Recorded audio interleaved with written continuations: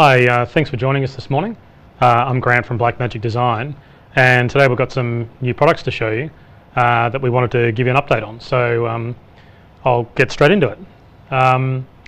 So these products are a little different to products we've designed in the past because there's some changes happening in the TV industry. In some ways, with YouTube Live, we're kind of entering a new world of web broadcasting, and that that's quite a big change.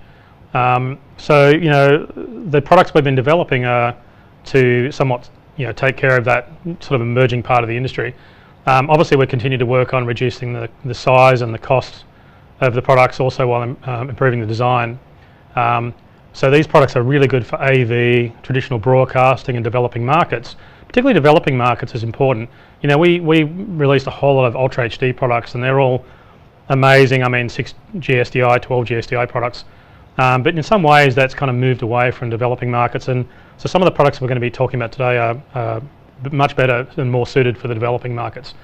But it's web broadcasting, I think, is the biggest change in the broadcast industry since colour television, because with a YouTube Live channel, you can actually open up a permanent global broadcast channel. Basically, it's global and it goes to all kinds of devices, televisions, computers, tablets, but anyone can do it. So I think that's a huge thing, and I think it's going to be a major part of the TV industry. It's not going to replace broadcast, of course. The broadcast and all these other areas have got their space, but it is a major new part, and I think it's very exciting. It's a lot of creative energy in that area. These people don't see themselves as bloggers or video bloggers anymore. I think that's almost an obsolete term. What we're talking about is a new era in web broadcasting. It's a serious part of the TV industry, and those people that are working in that field, in that area, don't want junk products. They want really good quality, high-end broadcast products. But I feel like the feature sets need to be a little bit different. So that's what you'll see what we're introducing today. You'll see that very much the products are great for broadcast, and they're great for AV and areas like that. But you can see we've really also focused on this new area of web broadcasting. So the first product I'd love to talk about today is the new HyperDeck Studio Mini. Now this is a new miniaturized broadcast deck. What we were really trying to do when we designed this product was we wanted to dramatically reduce the size of the deck. A deck from us is 1 rack unit. We were looking to make something much smaller. But we also wanted to make it a more flexible design. We wanted all the features of the bigger models, but basically miniaturized. It's a Terranex Mini size, so it lets us do a bunch of things with it. Like we can desktop mount it, like you can see here, or we can hide it behind a monitor, or we can rack mount it. We can fit 3 of those in a rack unit. So it's really good for digital signage or for ISO recorders, for recording all the cameras coming in to a live production switcher, because you can fit 3 of them in 1 rack unit. And now it records and plays in SD, HD, and Ultra HD up to 2160p 30, because it's 6 GSDI. And also it supports remote Ethernet control like all the other HyperDecks do, but we can also file upload on this one using FTP protocol.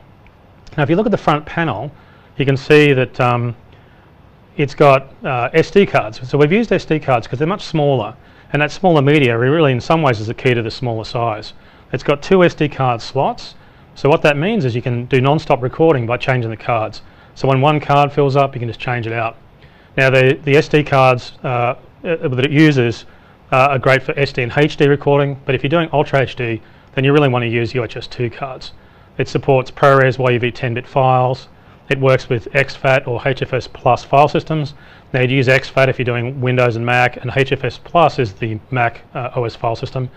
It's got familiar deck style controls on the front.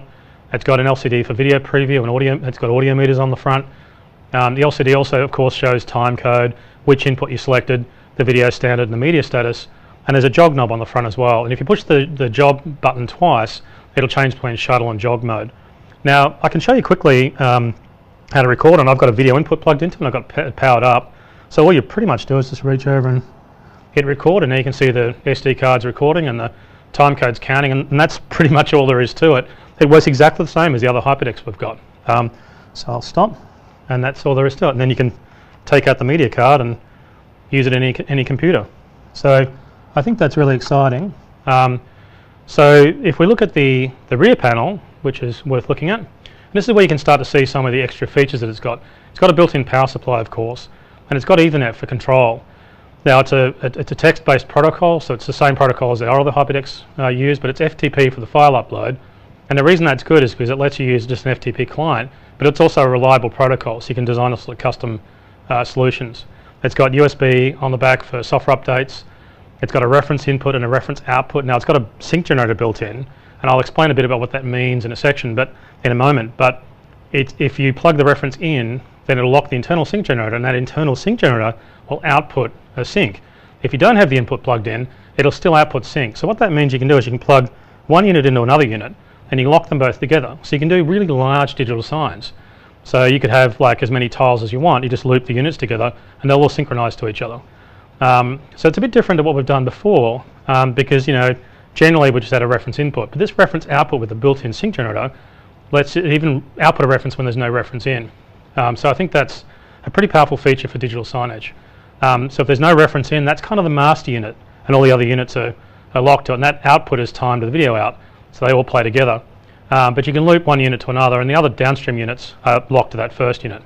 So you can build some pretty big digital signs. I mean, it's Ultra HD playback, and you can just keep getting more tiles of Ultra HD, and you can render different media onto different cards and just output and build some really big digital signs.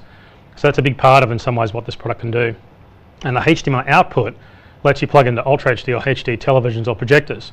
So of course it's lower cost monitoring. I mean, it's you can just plug a television into it, but it's also, that's what makes in some ways it great for digital signage, because you've got those big Ultra HD tiles. Now also it can be used as a desktop player in conference rooms. Now it's got standard RS422 deck control on the back, so you can use it in broadcast systems. And it's got, this is one of the other exciting features that it's got dual link 6G outputs. So what that means is, and it works in HD, so this feature works in HD and SD, but if you're playing back an RGB alpha file and with an alpha channel, what it'll do is it'll output on those two connectors fill and key. So that's great when you want to use it with switches and you want to key graphics. So you can play back animations and credit rolls on this, feed it into a switcher with fill and key, and you can do the compositing in the switcher. Now our ATEM switches support Ethernet, so they'll actually control the deck. So this is a fantastic media player if you hook it into the ATEM switcher, and you can actually run stingers and other things like that, because you can essentially use this as a media player, which is animated, and it's infinite length because you've got the media on the card.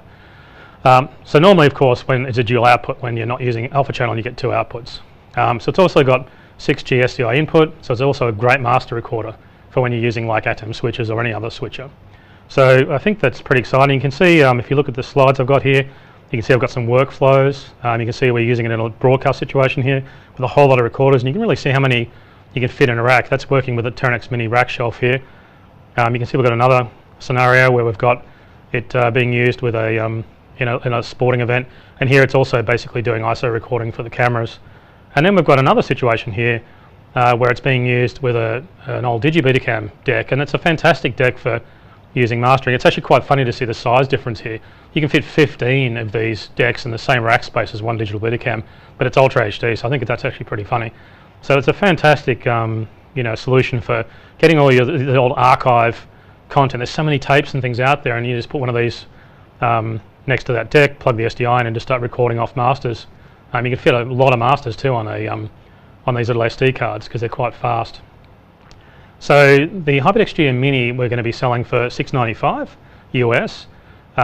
So you get basically you get Ultra HD for lower price than our HD model, the full-size one rack unit deck, which I think is a pretty good improvement we've made.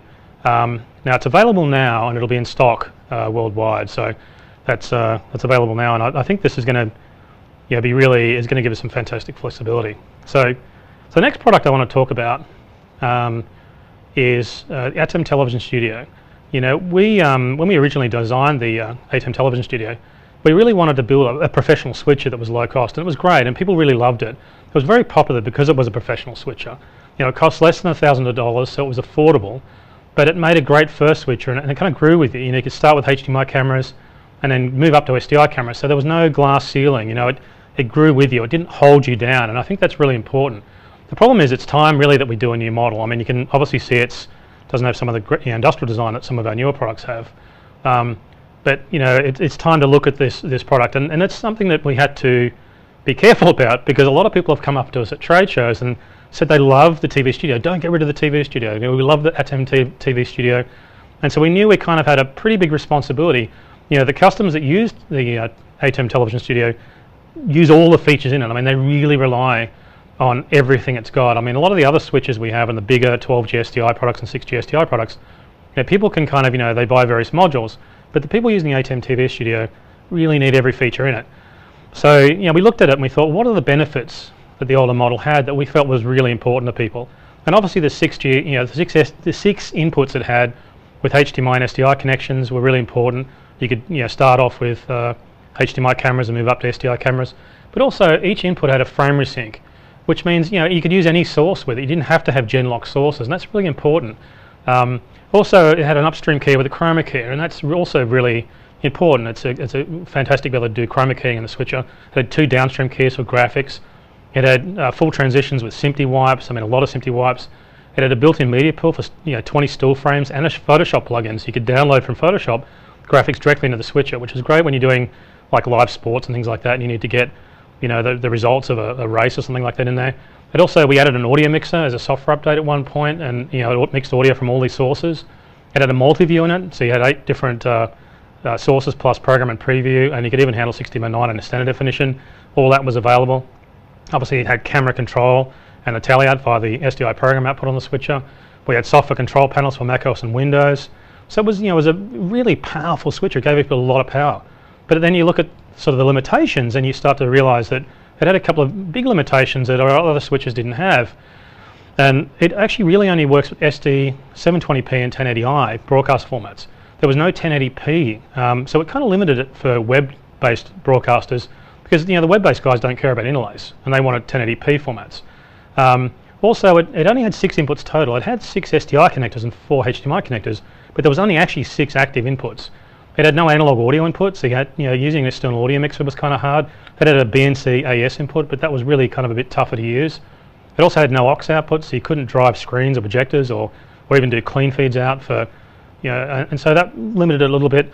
And also, you know, we got to the point where we couldn't really grow the software anymore. You know, we like to try and do as much software and products as we can. My general feeling is that if you've bought a product from us and we can give you new updates, and I think that that's almost like saying thank you for trusting us and buying a product from us, and that's a reward for, like, in some ways you guys, you know, like, well, sorry, the customers, if they paid for the product, they've kind of also paid for engineering, and so if we can get new features in the product for them, then that's the best win-win sort of deal. I mean, they get new features and we get a chance to have the engineers to build those new features, but we just couldn't put anything more in the old TV Studio model. I mean, when we put the audio meters on the multi-view and all the other switches, we couldn't get them into this model anymore. So it was time we introduced a new model, but we really wanted to kind of completely rethink the model. We didn't want to, you know, in some ways, because of the nature of this product, its needs for web broadcasting, its needs for sort of people, I mean, people do weddings with these switches, they use them in AV situations, and of course high-end broadcast guys use them in really portable,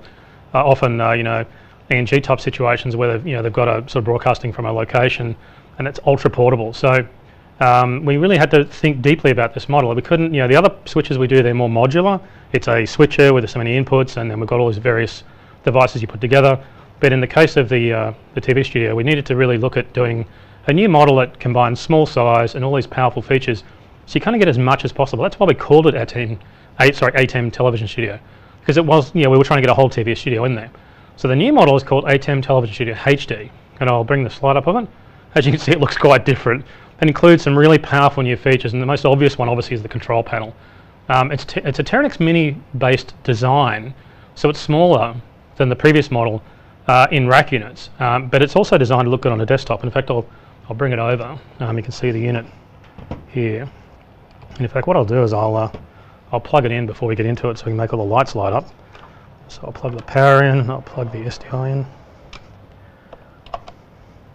And what I'll do is I'll also plug in a second HDMI source, which I've got here.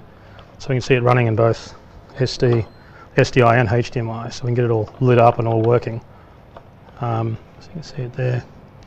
So now you can see that the great thing about this design, being Teranex Mini based, is it looks really good on a desktop, and the previous model couldn't do that. It was a rack based unit, so it couldn't really use it on a desktop. You had to put it in a rack. But this one actually works on a desktop. Now what that means also is you've got a spare rack space free, so you can put another module in there like the HyperDeck. If you have this in a Teranex Mini rack shelf, there's one rack unit. So you can get the whole thing, the switcher and the recorder in one rack unit. So that makes it much more compact. Now, the old model was popular for small programs and small live work, but the new model, I think, because you can use it from the front panel, expands into sort of the web broadcast side and the AV market, and also I think it's much better for the developing countries, like I mentioned. Now, traditionally, you know, if you look at small switches, they were kind of small little plastic things, and they had like 2 inputs, and that was it. And in fact, what was on the front panel was really all you got. I mean, you didn't get anything else. I think what's interesting about this is it's important to know that the switcher inside the unit is so much bigger than what the front panel is. The front panel lets you use part of the switcher, and it lets you actually run the switcher, but the switcher itself is everything that the previous television studio model had and more. So it's a much bigger switcher, and you can unlock that power by using the software hardware control panels. But you can still operate the switcher from the front panel as well. So I think that gives you some really good flexibility, and it really is usable from the front panel. Now, there's lots of new features in this new model, which I'll talk about now. The first one, obviously, is the front panel. So you don't need to use a computer. You could use a computer to set it up, but then you can actually operate from the front, which really makes it quite useful when you're using like AV situations where it might be the front end for an AV system. Now, the new model handles all SD, 720p, 1080i, and 1080p 60 video 1080p 60 up to 1080p video formats up to 1080p 60. So in other words, it's doing all the 1080 progressive modes, but it goes all the way up to 60 frames a second. So you can do fast sports and other areas like that. So it's not just adding the 1080p modes; it's adding the higher frame rate 1080p modes, which I think is really important when you're doing lots of fast action. Now, it's got 8 inputs in total. So all the inputs are active. There's 4 SDI and 4 HDMI inputs, and you can get all of them, and they all have frame resync. So it's a bit better than the older model in that regard. But with the other exciting thing is some of the new features we've put in there, and we've got a DVE in it. So you can actually do picture-in-picture, and you can do DVE transitions. You can do like size and move. You know, you can do like, you know, a picture-in-picture for like commentary, things like that. It's got an aux out, so it's got a completely independent aux output, so you can drive screens and projectors. It's also got, I'll show you the. Go through it. Yeah, and it's also got a bounced XLR audio inputs on it, so it's much easier to get this plugged into an analog audio mixer, which I think is just a huge relief. Most people doing live production work like analog audio mixers, and it's you just plug it in now with normal XLR connectors. Now, the other big thing we've done is there's built-in talkback, and if you look at the front, you can see there's these 2 connectors on here. There's built-in talkback, so you can plug a headset. We use general aviation headsets because they're really tough. I mean, there's flight shops in pretty much every airport, and online stores we can get like really huge range of headsets, like simple ones, but also big noise cancelling ones, and they're really strong connectors, and they're really common. So, you know, we like using them for these kinds of switches because we think they're a fantastic solution for talkback. And you can plug that right into the front panel there, and you've got all the talkback built in. So there's 4 extra program SDI outputs that you use to link back to the camera, because the way the talkback works is you connect the SDI from the switcher to the camera, and channels 15 and 16 the talkback audio from the director, who's plugged into the switcher. That goes to the camera, and the camera guy can hear you, and then the camera talks back through channels 15 and 16 on the SDI feed back down the camera path. So because it's bi-directional connection, those 4 SDI outputs of the switcher let you plug into your cameras. You've got now a bi-directional talkback, and of course the tally and the camera control goes out through there as well. So that's also really powerful. The other big thing the switcher has, it's got a 20 still frame media pool, but we've now got flash memory in it. And if you don't use the switcher with a front panel, with a computer, then you're going to really need that flash memory backup, because you might set up the switcher with a bit of software, like the software control panel. But then at that point, when you go out with it, and if you don't want to use the computer, then you need to, you don't have to load the media pool, because it actually just remembers the media because it's got flash memory. There's also a built-in power supply now, so there's no external power brick. It's also got a better multi-view. The multi-view now has the audio meters on it, and you can route the views. The older model of TV Studio you couldn't route the views, but on this one you can, and you've got the audio meters on all the sources. You can select them by source, and of course you've got the custom labeling. So I think that's pretty nice. Now, if we check out the front panel, and we can go into that in a little bit detail, we can see how that works. You can see that what's on the front panel is a whole row of buttons along the bottom, and that's where you do your primary switching. Now, you don't need to use a computer. You really can use it from the front panel. So what I'll do is I'll head over to the rack behind me, and I can give you a bit of a view about how that actually works, because we can do some transitions, and I can sort of explain how that front panel works. So over here, we've got the new ATEM Television Studio HD in the rack. We've got a multi-view plugged in, and you can see we've got some audio meters here. Now, To do a transition, it's actually really easy. You can see we've got the source buttons on the front here, and we've also got a media player 1 and 2 button up there, which are also additional sources. So if I wanted to go to input 5, I can select that, and it's a little bit different. What you've got, this is actually the preview row, but the program, the source that's actually on air is actually highlighted. So when I select input 5, it goes green. Well, all I need to do is select cut or auto, and I can hit auto, and I've just done a cross dissolve, or I can hit cut, and it'll cut. So there's the program view there.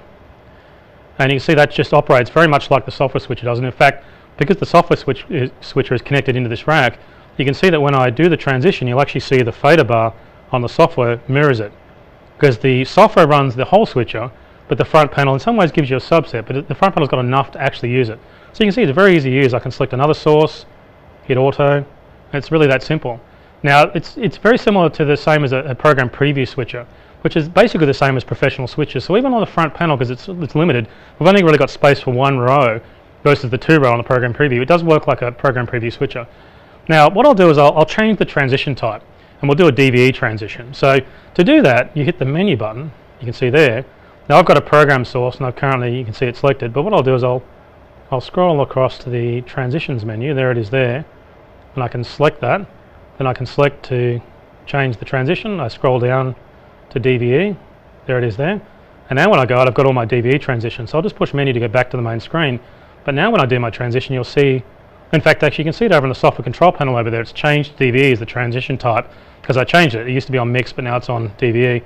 Now when I push that, you can see it's done the DVE slide transition, and which I think is pretty fun. So that's DVE transitions, but of course you can do picture-in-picture with it as well. So it's pretty exciting. So the other thing is that it can be changed to an AB direct switcher. So at the moment, if I select sources and I select them on the front there, that's a program preview style of switcher. But I can use a AB direct style, which essentially means that when you push the source, it would immediately cut to that source. So it's not going to it's not going to wait for you to push those auto or cut button. And the reason for that is that's a bit more like a sort of a cut bus style of operation, and you can change that setting in the menu. So you can actually use the switcher in both ways. You just go into the settings preference in the switcher and then you change it. So the next thing to explain while I'm over here is you can see all these buttons along the top here. Now we wanted to be able to use the switcher from the front panel, which means we need to be able to actually adjust the audio mixer in the front panel. And actually before I do that, what I might do is go across and I'll click the audio mixer page on the software. So as I'm adjusting audio on the front of the unit, you can actually see it changing on the front over here. So I'll click over here and I'll click the audio meter, the mixer, sorry, and there you can see I've got the audio mixer up. And you can see that some of the sources have audio on them. Now to adjust the audio levels, you can actually do it from the front. All you need to do is if I push, so you can see it says master on the front of the switch. So what that means, if I adjust the master, you can see that this knob is now adjusting the master level there. But if I push the button 5, it changes to camera 5. And now when I adjust the knob, it's actually now adjusting camera 5. And you can see as I adjust the knob there, I'm bringing that up and down. So you can see how I can adjust audio levels, and I can really actually use this, the whole audio mixer I can actually use from the front. Not only that, I've got a row of buttons along the front, and each one of these set of buttons here is actually for that input. So if I turn on and off, I can see myself turning on and off the channels there. I'm changing input camera 6, and I can turn on all the others. Now this would be a bit of a messy audio, we'd have to have all this audio coming in. But you can see how everything I do on the front panel is reflected in the software, and that's because the software is one control panel. The switcher, the front panel is another control panel. You could have hardware panels as well. They all work. So you can see how that kind of works. Also, one other thing that's worth noticing while we're on the audio page is there's a few extra settings for the in the audio mixer page, because this has talkback in it. One of the exciting things about having talkback in it is not actually so much the talkback, because you can actually use the microphone in the headset to do commentary. So the microphone on the headset comes in to the audio mixer over there. So you can fade up the microphone on the headset and do commentary. The director could almost do commentary. And that's sort of exciting for a lot of the guys doing gaming competitions and some other kinds of small shows. But also the headset speakers can be just used for program monitoring. So even if you don't use the headset for voiceover, you can still use it for monitoring your program audio, for doing voiceovers, and there's even a side tone adjustment there. So if you're talking in the headset and you've got one of those big noise cancelling headsets, you can hear yourself, you can hear your own microphone, because you can adjust how much of that goes back in. So that's pretty exciting.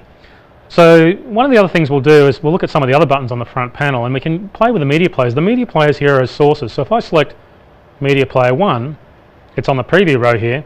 Now when I bring it across, and in fact I did a DVE transition to it, which is pretty funny, but you can see I can select both media players here, which is great when you've got title graphics. We started this presentation with a title graphic. You could have that in the switcher, so that's pretty nice. The other thing you can do is there's a downstream key 1 mix button, and what that lets you do is we've got a graphic in media player 2, and that's in downstream key 1. And often if you've got like a live logo or something like that, you might want to fade it on and off. So we can come over here and we can fade that on, and you can see you've got access to that, and it uses the transition time for the downstream key 1, but that's you can directly bring on and off air downstream key 1 through that button. So that's pretty nice. And the last button we've got on the front here is fade to black. And what that does, of course, is just fade the entire output to black. So you can see it there. So that's pretty nice. So you can really operate the switcher from the front. And the last thing that's probably worth showing you is that of course, we've got the aux out. So if you want to use the aux out, so what we'll do is we'll go back to the front and we'll transition back, we'll get another setup. So you can see we're doing a switch on the front panel here, but I want to change the aux output, and I can do that from here. All you got to do is go across here and push the aux button, and you'll see now that everything changes to white, and the aux button goes white. Now the front panel is actually changing the aux out, so you can direct cut bus transition between different auxes, and then you can just go back, and you're back to your front panel again. So that's pretty exciting.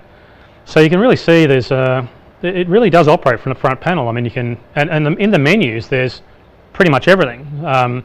So what's exciting is that whatever's not on the front panel, and even if you're not operating with the switcher, the LCD doesn't just show you the preview and the audio meters and audio adjustment. It actually lets you completely control the switcher, like all the switcher features. I can bring it up there, and in fact I'll go across to, so you can see there's a slide with some of the menus in it, and you can really, and all the palettes are all arranged in similar order to what they are in the software switcher. So there's pretty much everything there. You can see we've got transition adjustments and pretty much everything. I mean, it's all there. We've got and all the other thing you can do is you can directly select the program and preview and aux out. So if you've only got 8 buttons on the front and the media players, but there's actually more sources in the switcher. So what that means is you can go into those menus there and you can adjust and you can set those. So you could do like set color bars or something like that. So everything's in there. So I think it's pretty exciting. And of course the aux out, and there's an audio mixer menu in there, and of course there's a setting menu, so you can set things like the video standard and IP address settings. So that pretty much everything's in there. If you don't have it on the front panel, so you don't have to. You can even set the switcher up without using the software. You can do a hell of a lot on the front panel through those menus. It's a whole new menu system in the switcher. Now, if we look at the back panel, you can see that it's got a built-in power supply, and you can see the Ethernet there for Mac and Windows. You can have multiple control panels plugged in, hardware and software control panels. It's the same as other ATEM switches, so any control panels you have will still work. There's the USB on there for software updates. We've got the 4 HDMI inputs, and all of them have got resyncs, so that's fantastic for consumer cameras. There's a remote port. Now, this is a little different to what we've done on some of the switches. Some of our higher-end switches have a remote port, but we think the people using this switcher are going to be more needing PTZ cameras. So we put the serial port on there so you can control pan tilt zoom cameras using that serial bus. And of course, because we've got the serial port on there, we can also do GVG100 external control, which is sometimes used for, people are still actually using edit controllers for certain types of work. So that kind of gives you that. We kind of get that for free in a way by having the serial port on there, because that's more of a software protocol change. So we think that serial port is pretty important on a small switcher like this. There's the 4 SDI. If you look back at the back panel, you can see there's 4 SDI inputs. Now they've all got resync, so you can work with professional cameras. And so what's interesting about these, though, you'll notice that there's 4 SDI outputs above them, and that's the outputs that we use for talkback. They're the outputs that go back to the cameras. But what's interesting about these, sending those connections back to the cameras means that the camera operator can see the program view. They also get the tally and talkback and control. And I think that's exciting to have that built in. You don't really need to have external distribution amplifiers or things like that. But what really I think makes one of the reasons that it's an exciting feature for us is that those SDI outputs can do mix minus. So what that means is you can use them for other things. Again, if you're not doing talkback, you can feed those off to an interview, and you might be connecting via a computer doing Skype or something like that, where it might be people you're interviewing that might be scattered around the country. Now, what that mix minus means is that, and what it does is that all the program audio goes out of all those outputs. But if you turn on mix minus, what it does is it means you can subtract the input that's below it from the output. So if you look at the, say, output 5, if you turn on mix minus for that output 5, input 5's audio will be subtracted off it. So the program audio will be coming out of that output number 5 minus input 5's audio. So that means if you were sending that input output 5 to an interviewee, they wouldn't get delayed sort of audio of their own voice coming back to them. And that can be a really powerful feature.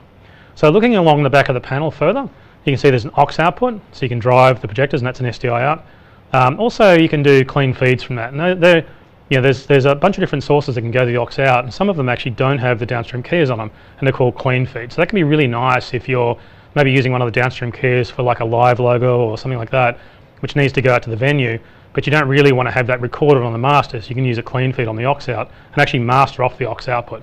Now there's a reference input. Obviously large broadcasters use the reference connection, but what it also does is that if you have gen-locked cameras and a gen-locked switch, it'll eliminate the delay of the input resyncs because you won't need them.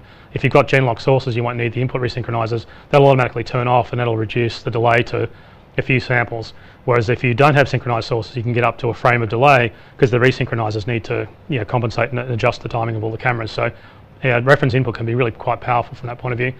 There's the multi-view output on the back panel as well, and we have both an SDI and a HDMI output for multi-view. Obviously for SDI professional monitors or just HDMI TVs, again it lowers the cost having that HDMI multi-view out.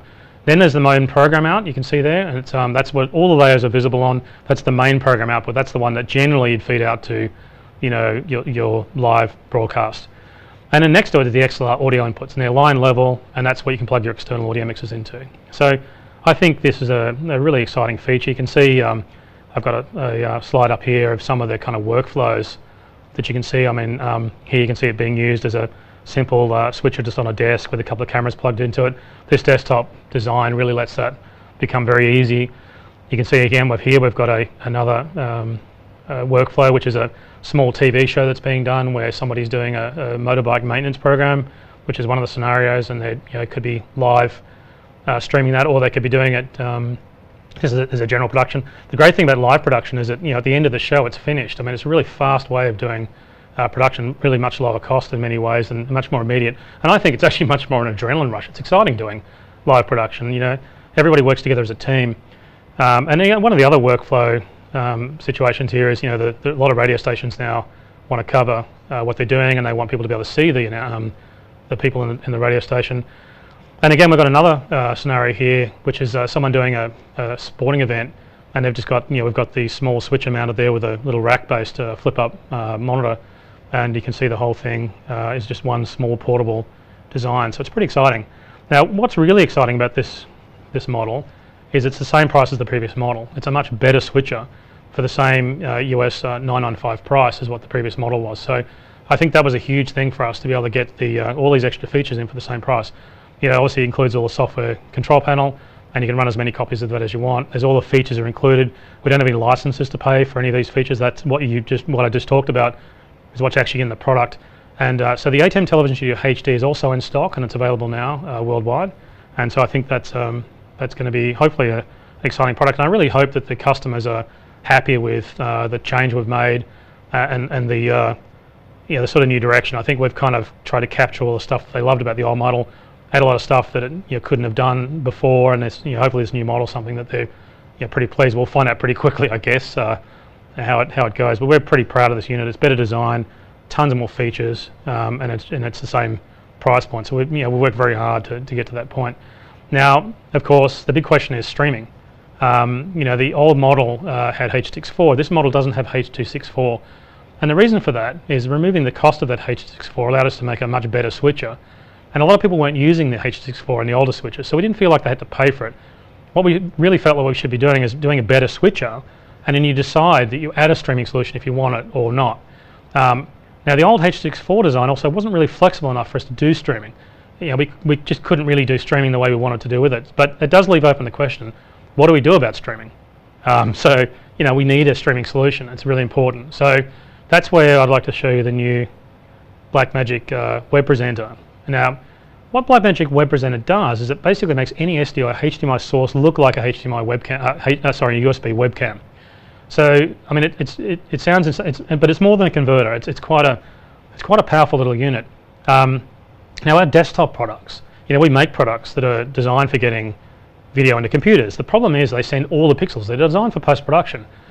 So what we do is, we're focused on our normal desktop video products for just maximizing quality. And so many pixels come into the computer. You need Thunderbolt 3 or high-speed PCI Express. It kind of overloads the computer, and it makes streaming hard because now the streaming software has to deal with all this stuff. But a webcam doesn't work like that. Webcam drivers are built in. By looking like a webcam, it just works. And in some ways, all the streaming software is tested with that. So these webcams work with a driver called UVC drivers and then UAC drivers, and they're built into all the operating systems. They're really well tested, very common. Most computers have webcams built in. So what that means is that the streaming software is, or pretty much every bit of software is really well tested with webcams. So what that means is that we get a much more, we get a solution that works with all that software because those drivers and the webcams are so common. But we also, the big thing is we reduce the resolution of the video to match the stream. So what this means is the computer gets a very easy to handle webcam video. It allows you to use obviously slower computers, but also slower internet links. It's all over simple USB 2. It works on Mac, Windows, Linux, Chromebook, anything. Anything that works with webcams works, with the USB webcams works with this. And as I was saying, the software is really well tested with webcams because they're built in. So if you're going to be doing video software, the first thing you do is make sure that it works with a webcam. And that really ensures compatibility. The software doesn't even have to know it's a webcam. It actually has no idea. It thinks it's a webcam, so it has no idea at all. And so, in fact, we've even used a webcam chip to ensure that the product's compatible. I'll bring it up here. I've got one. Here it is here. I'll put it here. So that's Blackmagic Web Presenter. And you see it's, the great thing about it is it uses such high quality SDI and HDMI sources, not a cheap camera. So it's actually surprising how good the quality is. And in fact, I'll actually go to that in a minute because it's something else it does. Now the streaming resolution is 720p. A lot of people have asked us about this. They said, we want to use 720p, we want to convert to low frame rate 720p. The problem is just converting to it is really only solving half the problem. What we really need to be able to do is convert. If we go to USB webcam video, then that USB driver can actually tell us to back off. In some ways the computer has control over the video. So what software can actually do is tell the webcam driver, I don't want 25 frames a second, I don't want 30 or whatever frames a second. So the web presenter will actually back off the video rate. So it'll actually drop down to 25, 20, 15, 10, or even 5 frames a second if the software tells it to do that. So what that means is that you don't overload the computer with too many frames. The streaming software has more time to compress the individual frames that it does get, and it's going to hold the stream up and make the stream more reliable by doing that. And of course 720p is a much, it's high definition, high quality, but it's, it's a much lower data rate. Now it's also got 12G SDI, so it handles all SD, HD, and Ultra HD formats up to 2160p 60. So it's got a Teranex-based down converter in it. It's got HDMI in, of course, so you can plug in HDMI cameras or computers with a graphics or a slideshow. But that Teranex down conversion means that what we do is we take whatever comes in, so you can master and high-end stuff, and it'll drop it down to 720p with Teranex quality. So you get really good quality video.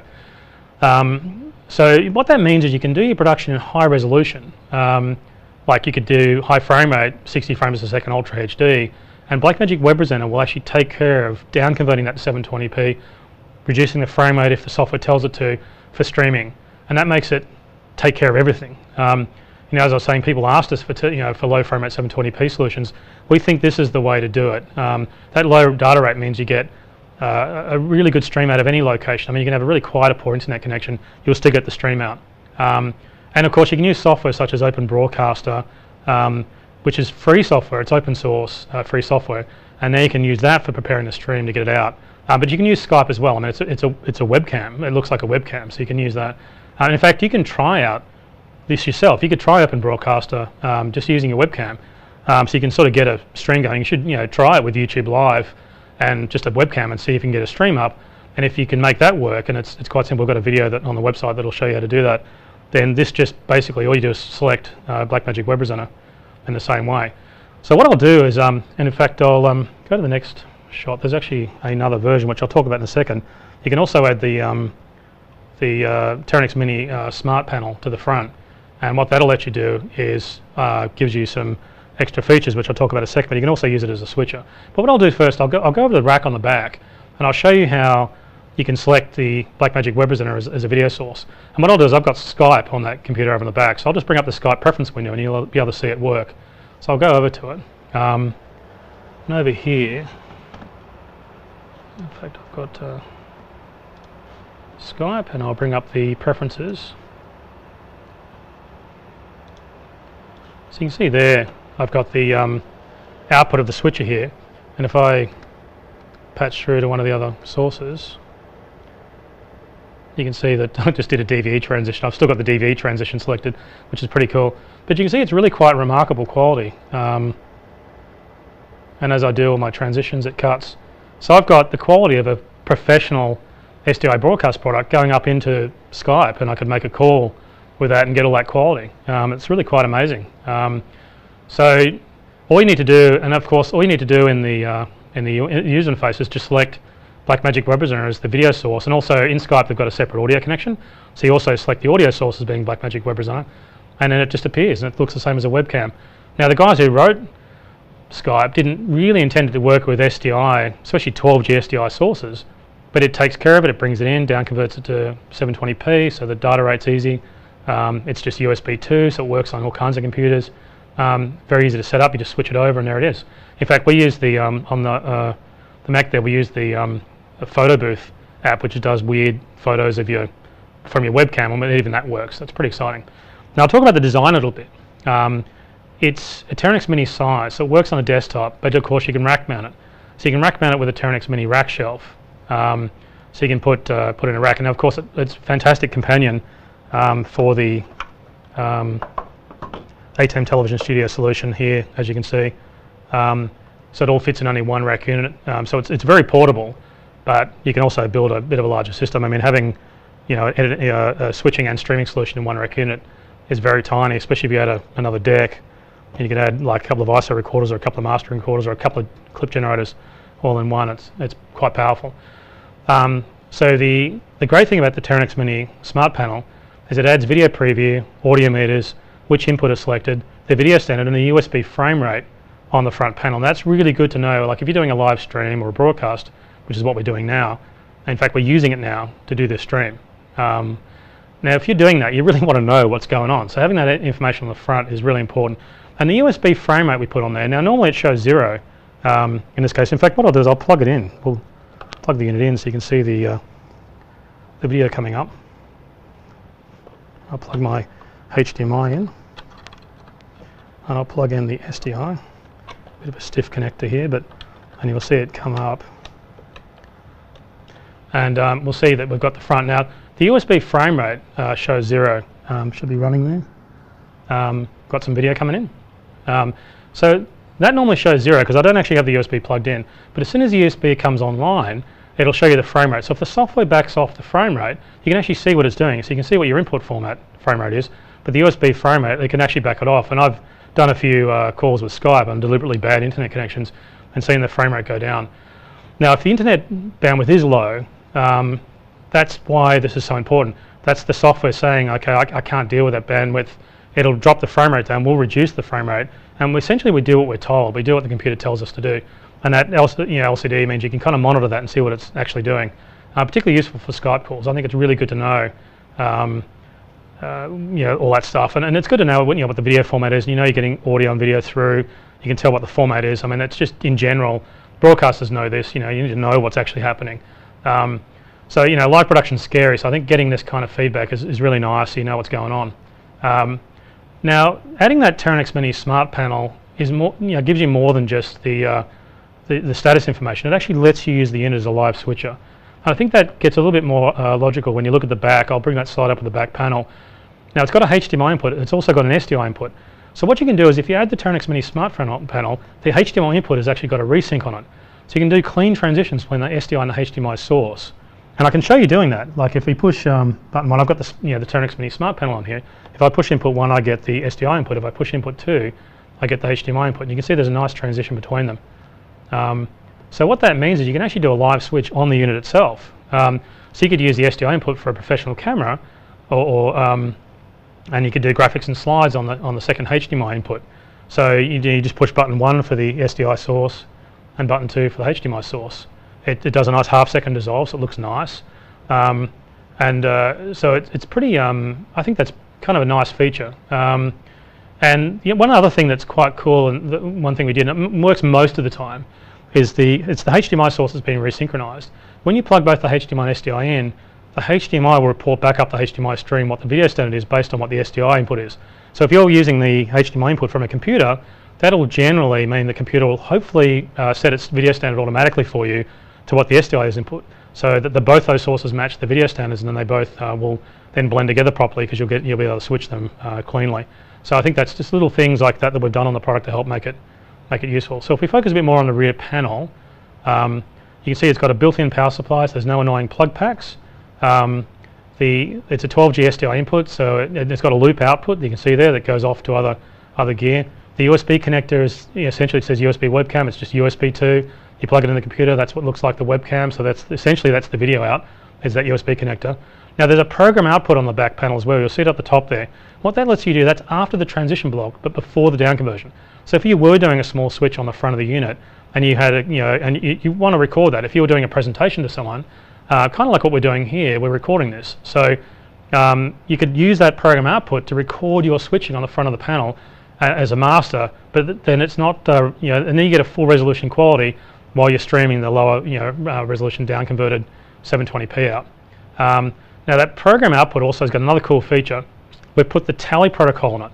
So what that means is that when you're switching between input 1 and 2, if you feed that into one of our studio cameras or some minis, what it'll do is it'll turn the tally light on the camera, which I think is pretty cool. So if the USB is active and the camera selected, then you'll see the tally light. Now I think that even if you're switching on the front of this, doesn't mean to say you don't not want tally. Tally is a fantastic feature. So that if you feed the program output back to the camera, it'll light the tally light up. What you need to do on the camera is set the camera 1 is SDI 1 and camera 2 is HDMI. So you set that on the camera in the way the tally protocol works is that the camera actually has the camera number set on it. So whenever camera 1 is on air and the USB is active, then you'd see the tally light on the camera. Now tally really helps obviously the presenter know when they're on air. So even though it's only a 2-input switcher, you've still got a presenter on air, they're still talking, and then you kind of need to know when they're on air, and that light will light up when the stream's active and also when they're on air. So I think it's really nice. But that program output, the big thing of course is recording a full resolution master without sort of before that down converted 720p stream. So you could maybe upload a full 1080 or Ultra HD version of the video online later, but the stream is the thing that has to happen immediately. That's why it has to be 720p. So also the HDMI input also has a HDMI loop out. Going back to the back panel, you can see that. That's great if you're putting this Blackmagic web presenter in line with the video projector. Sometimes if you're doing a speech or someone's on a podium, they've got some slides. I've got slides on the laptop here. You want to really get between their computer and the projector. Normally they just plug their computer into the projector, but the web presenter now can be inserted in between it, because you can plug the computer into the HDMI in, and out of the HDMI it goes off to the projector. So we get access to that good quality slides. Meanwhile, the presenter is actually just putting his slides up into the projector for the audience. Now, if you wanted to use 2 SDI cameras as sources, you can do that. You can just use a simple SDI to HDMI converter, and that would convert the other HDMI input to an SDI input. And so you can even do a multi-camera job if you want. Now there's a built-in audio mixer. If you notice, there's a couple of audio connectors on the back panel there. There's a built-in audio mixer that blends the audio from all the inputs, and you can see there's a hi-fi audio input. So you can plug some music or computer audio into that. Some HDMI sources don't have audio on some computers, so you could use the hi-fi inputs for that. And also one other thing is, if you're streaming a channel at a specific time, sometimes you want an introductory slide that people, while they're connecting to the stream before the program starts, they can at least see something, and also you can have some audio, like music playing at the same time. So that hi-fi input can be really nice for that. Yeah, and there's an XLR input as well. That's a mono input, and that's good for like a lapel mic or a podium mic, and that mono input will go to both left and right channels in the audio mixer. So you don't have to have a wire cord or anything like that. You can just plug it straight in. So what that means, of course, is you can do a live production in this one unit. You can have cameras, graphics from a computer, music, a lapel mic or a podium mic all plugged in. And you can do this all on Blackmagic Web Presenter. And as I said, we're using Blackmagic Web Presenter for this stream. So what you're seeing is actually going through one of these units right now. So I think that's pretty exciting. And you can see, of course, that we've got a much better streaming solution. Because it's not built in the ATEM television studio, you can use it separately. So in combination, you still get the same solution of switching and streaming in the one rack unit, but because it's not part of the switcher, you can use it without the ATEM. So you can use it by itself, or you can use it with a larger switcher, like one of the big 12G switches we have, and it fits in the same one rack unit shelf. You can put it in a one rack unit Teranex Mini rack shelf.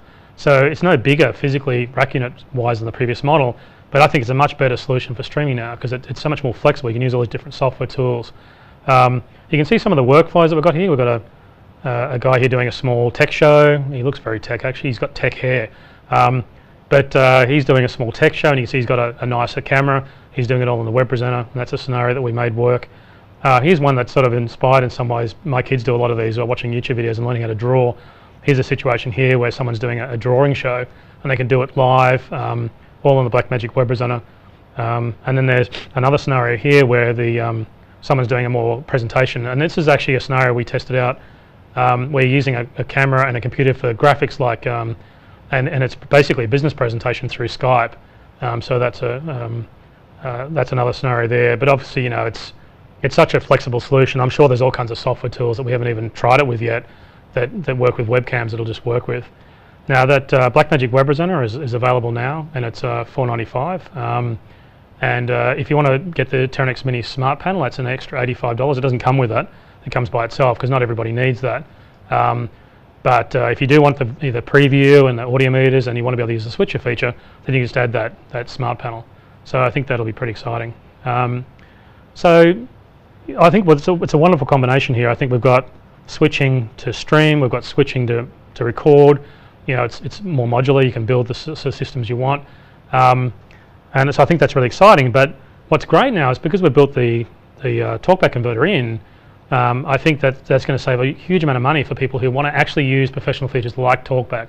So what we've done is we felt like we had one big final step that needed to be doing, and that's our Blackmagic Studio cameras.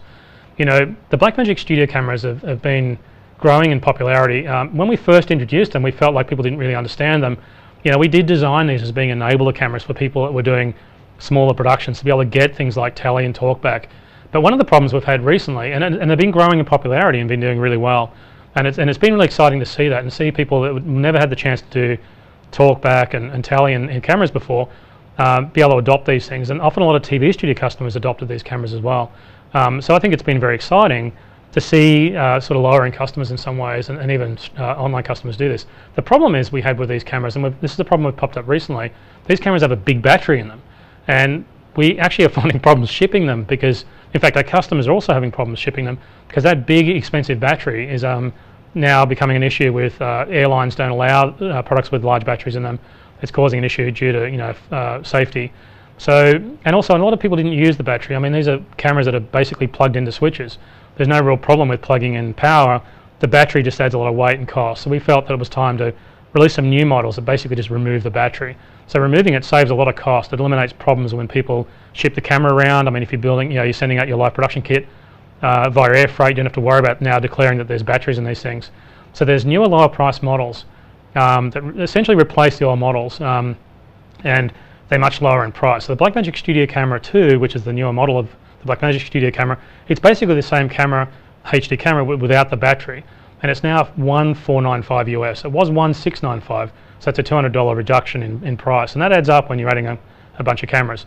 And with the talkback obviously built in, you can plug those cameras straight into the switcher now and get all the talkback and tele features without an extra talkback converter you had to buy before. Now when it comes to the 4K camera, we've also done some, even though this is a HD switcher, we've also done some work on the 4K camera, and we've been able to make a whole bunch of improvements there. That camera is now $1,695. It was previously $2,495, so that's an $800 drop. And obviously we've done more than just the battery to reduce $800, but we've been really working hard on this, and we really hope that this makes some big savings for people and lets them use cameras with professional talkback, tele and control features, because that gives you such a wonderful way of working. I mean, it ties everyone together and lets you do all kinds of really exciting workflows in a really professional way. So even the smallest productions can be truly professional. Now the other thing too is, remember, these cameras have built-in color correction and lens control, and all the ATEM switches can control the cameras, including this one. So if you plug the software in, you can actually get the full camera control page, which I'll bring up over here. Sorry to rush off on you guys, but you can see the camera control page over there. And so this switcher is running that, and you can also do camera adjustments. And the color correctors in the cameras are fantastic for giving you a sort of more creative look. So we think that these new cameras are a fantastic combination with the ATEM TV Studio HD. You can use its SDI outputs to talk to the cameras. Until now you've had to use that as a separate converter. Customers don't have to do that anymore, so I think it's pretty exciting. So hopefully these products go well, and that's pretty much all we have for this update. Thanks for joining us. I mean, we really enjoy building these new products for customers, and we love the fact that when customers buy them, we can really feel like we're putting back into, like people aren't, we're not being complacent. We really are working hard and we really are listening. When we talk at trade shows, we're really listening. So we can't wait to see what people do with these new products. I think there's going to be so many more features. It's going to allow kind of, again, all sorts of changes in the workflows, and we'll be ready with our engineers getting there to put some of the, you don't really know how the workflows change until people actually use the new products you do. So it'll be exciting to see how they change and make sure we get the the software tweaks and things as people come up with new ideas and ways of working, which is always exciting. And again, we'd like to thank you guys in the media for supporting us, and we appreciate them, and the customers, of course, as well. We really appreciate that support. It's something that kind of lets us live our dreams, and hopefully we can also build products that let customers live their dreams. Customers have come up to us and say, thank us for building the original TV studio, because they say it's helped them grow a business, and I think that's wonderful. And sometimes we're just speechless when people say that. The fact that you get customers coming up and thanking you for something, I think that's a huge thing. So we're really excited to have worked on these new products. We hope that they're going to have sort of encapsulated everything everyone could have wanted for a newer version of the TV studio. But way beyond that, we hope that it's got everything everybody would ever want for a streaming solution, but way beyond that. So I think it's really exciting. So look, that's all we have for this update. So thanks for watching, and I guess we'll see you guys at the next trade show. All right, take care.